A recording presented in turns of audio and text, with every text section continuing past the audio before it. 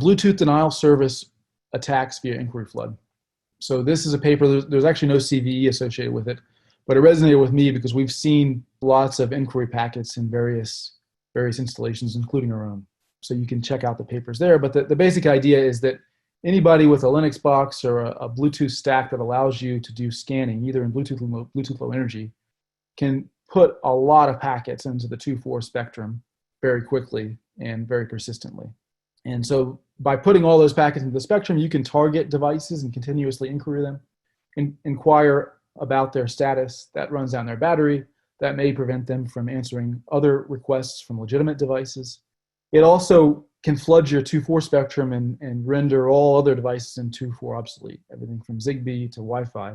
We've done that in our lab before. If you just take a few Linux boxes and you run HCI tool scan on loop, you end up putting so much energy in the spectrum that the other services in 2.4 start to degrade. And it's not hard to imagine why. I mentioned at the top that Bluetooth Classic uses this 16-channel train.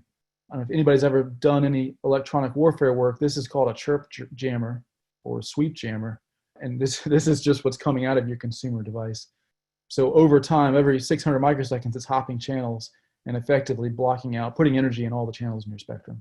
So you don't want many of these inquiry devices in your environment, and you certainly don't want them there persistently.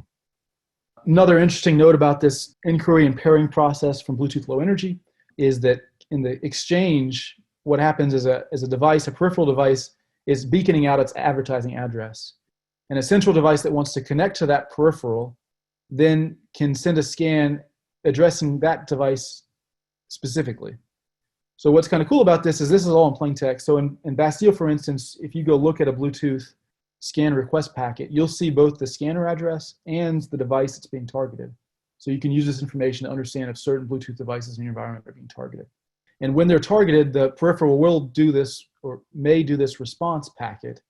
And if it has to do that enough, it's wearing down its battery and it's keeping it from doing whatever it's supposed to be doing